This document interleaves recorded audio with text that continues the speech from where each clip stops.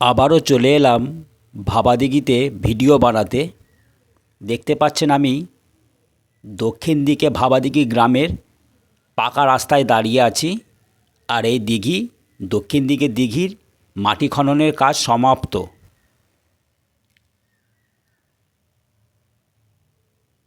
এই যে জুম করে দেখাচ্ছি, কামারপুকুর থেকে আসা ভাবাদিঘির পাড়ে শেষ বক্স ব্রিজ। রেল লাইনটি ওখানে শেষ হয়েছে, কামারপুকুর প্ল্যাটফর্ম থেকে বেরিয়েছে 2 নম্বর, ঠিক ওই ভাবাদিঘির মাথায় শেষ হয়েছে। আর পশ্চিম প্রান্তে ঠিক গার্ডার ব্রিজের মতো ব্রিজ হয়েছে, পূর্ব দিকেও হয়েছে, শেষ দুটো। আর মাঝে 9টি গোল, গার্ডার ব্রিজের মতো পশ্চিম আর পূর্ব দিকে শেষ প্রান্তে, আর ভাবাদিঘির মাঝে গোল 9টি পিলার। মোট 11টি পিলারের দ্বারাই এই ব্রিজ নির্মাণ চলছে ভাবাদিঘির ওপরে। এই কাজ শুরু হয়েছিল ভাবাদিঘিতে 11ই সেপ্টেম্বর 2025 সালে। দেখতে দেখতে অনেক মাস অতিক্রম করে গেল। আপনারা তো ধীরে ধীরে ভিডিও পাচ্ছেন, দেখতে পাচ্ছেন যে কতটা কাজ এগিয়ে গেছে। জানি না 26 সালে এই ভাবাদিঘির ওপর দিয়ে তারকেশ্বর থেকে কামারপুকুর ট্রেন আসবে কি না। যে হারে দুর্যোগ শুরু হয়েছে, কাজের কিন্তু প্রচুর বিঘ্ন ঘটছে। মাটি পড়া বন্ধ আছে 2 দিন। জয়রামবাটি যে রেল লাইনে মাটি পড়ছে, না শুকালে ডাম্পার গাড়ি যেতে পারছে না, আর ভাবাদিঘি থেকে মাটি সংগ্রহ করতে পারছে না। শুধু ভাবাদিঘি থেকে কিন্তু মাটি যাচ্ছে না, আরও 2-1টা পুকুর থেকে জয়রামবাটি রেল লাইনের জন্য মাটি সরবরাহ করা হচ্ছে। আর রাত্রে কাজ হয়েছে, হ্যালোজিনগুলো জ্বলছে। আমি দক্ষিণ দিকে দাঁড়িয়ে আছি, ভাবাদিঘির দক্ষিণ প্রান্তে গ্রামে পাকা রাস্তার ওপরে। এখান থেকে ভালোভাবে ব্রিজের দৃশ্যটা দেখা যাচ্ছে ভালো। আন্ডারগ্রাউন্ডের কাজ সম্পূর্ণ কমপ্লিট, অনেকটা উঁচু হয়ে গেছে। এবার কি ধরনের, কি প্যাটার্নের, কি মডেলের, কি ডিজাইনের ব্রিজটা হয়, সেটা আমরা ধীরে ধীরে দেখতে পাবো।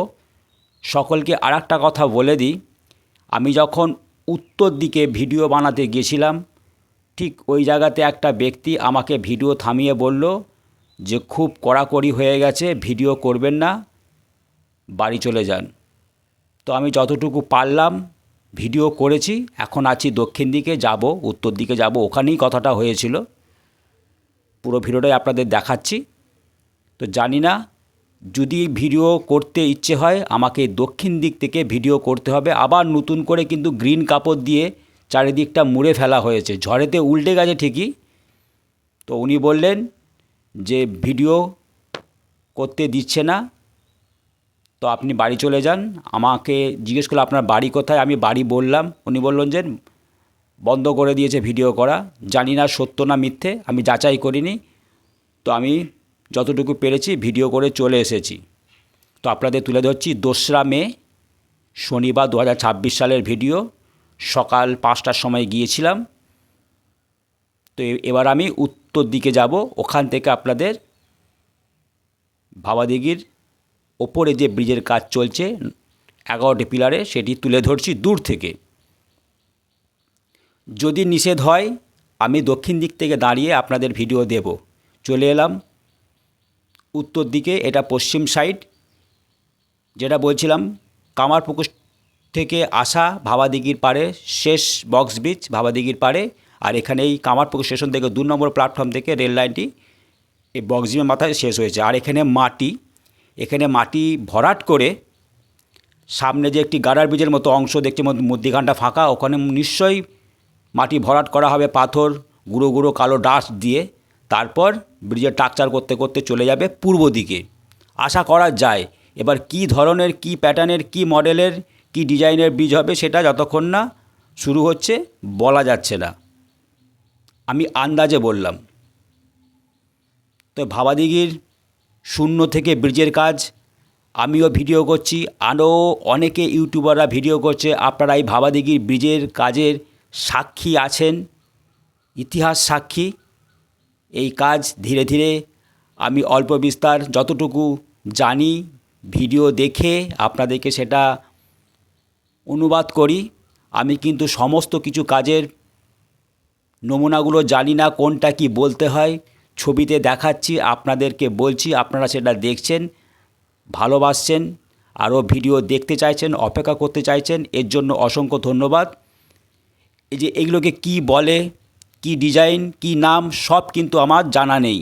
যতটুকু কাজ হচ্ছে, কতটুকু কাজ এগিয়েছে, সেইটাই কিন্তু তুলে ধরছি। আমার ভিডিওতে দেখবেন আমি কিন্তু কোনো নাম উল্লেখ করতে পারিনি বা জানি না। অনেক নাম আছে এসব ধরনের ব্রিজের কাজের, সাইডটা কিভাবে তুলছে ওর একটা নাম আছে, তারপর এরপর যে ধাপ শুরু হবে ওর একটা নাম আছে। এই নামগুলো কিন্তু আমার জানা নেই। আপনারা আমার এই ভিডিও দেখেন, আমি একটু খেটে ভিডিও বানাই বলে আপনারা প্রশংসা করেন, অপেক্ষা করে থাকেন, এইটুকুই। আপনাদের আশীর্বাদ চাই, এইভাবেই এগিয়ে যাব। যেটা বলছিলাম কড়াকড়ি হয়ে গেছে, তো কড়াকড়ি হয়েছে তো কি হয়েছে, আমি দূর থেকে আপনাদের ভিডিও দেওয়ার চেষ্টা করব। এখন এবার শুরু হবে আসল কাজ, যেটা মাথার ওপরে। অতদূর পর্যন্ত কিন্তু ঢালাই হয়ে গেছে প্রত্যেকটা ব্রিজের, বিশেষ করে 9টি পিলার যেটা ভাবাদিঘির মাঝে আছে। আর এই বক্স ব্রিজের পাশে একটি ঢালাই রাস্তা চলে গেছে আর একটি বক্স ব্রিজের মাথায় যে শেষ হচ্ছে গ্রামবাসীদের জন্য। খুব কড়াকড়ি হয়ে গেছে শুনতে পাচ্ছি, তার জন্যই উনি বললেন, উনি ছিলেন ফিল্ডেতে, বললেন ভিডিও করবেন না, খুব কড়াকড়ি হয়েছে, ভিডিও করা বন্ধ। তো বলল, ঠিক আছে শুনলাম, দূর থেকে ভিডিও করলে নিশ্চয়ই কোনো আপত্তি হবে না, আশা করা যায়। তো আমি এখন রেল লাইনের ওপরে চলে এসেছি, যেটা বক্স ব্রিজের মাথায়, কামারপুকুর থেকে আসা শেষ বক্স ব্রিজ। এখান থেকে সুন্দর চারিদিকের গ্রাম্য দৃশ্যটাও তুলে ধরছি। আর ওখানে আর একটি উত্তর সাইডে ছোট্ট ব্রিজ আছে, ওখানে গ্রামবাসীরা মাছ ধরছে, সেটাও দেখাবো। আর এই এখন মাটি পড়ে আছে। এইভাবেই কাজ করতে গেলে অনেক কিছু এরকম খানা কন্দ, কাদা, মাটি নানা রকম ছড়িয়ে ছিটিয়ে পড়ে থাকে। কিছু কাজের নমুনা বোঝা যায় না। যখন কাজ ধীরে ধীরে সমাপ্তর দিকে এগিয়ে যাবে তখন বুঝতে পারবো, আহ কি সুন্দর কাজটা হয়েছে। তখন আগের কথা ভাবলে অবাক হয়ে যাব যে সত্যি এই ভাবাদিঘিতে কি ছিল আর কি হলো। আমি যখন ভিডিও করছি শুধু জল আর এখানে খেলার মাঠ ছিল, আর ওখানে স্কুল ছিল, প্রচুর গাছ ছিল। গাছ তো অবশ্যই লাগাবে, কারণ সামনে বর্ষা আসছে।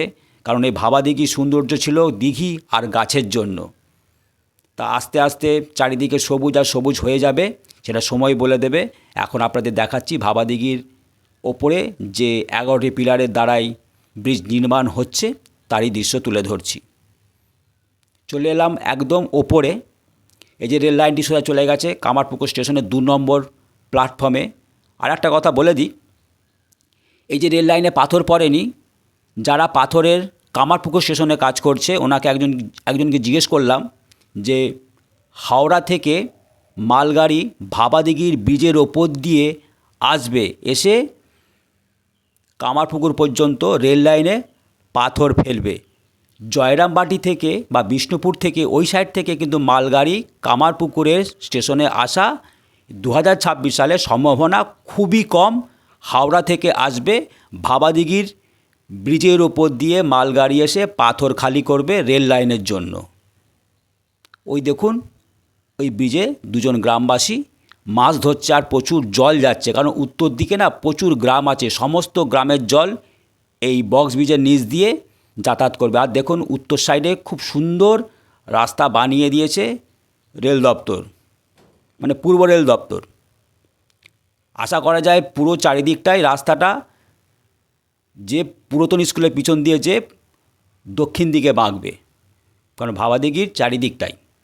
এই যে এখানে এখন মরাম আছে, আশা করা যায় এটাও ঢালাই হয়ে যাবে।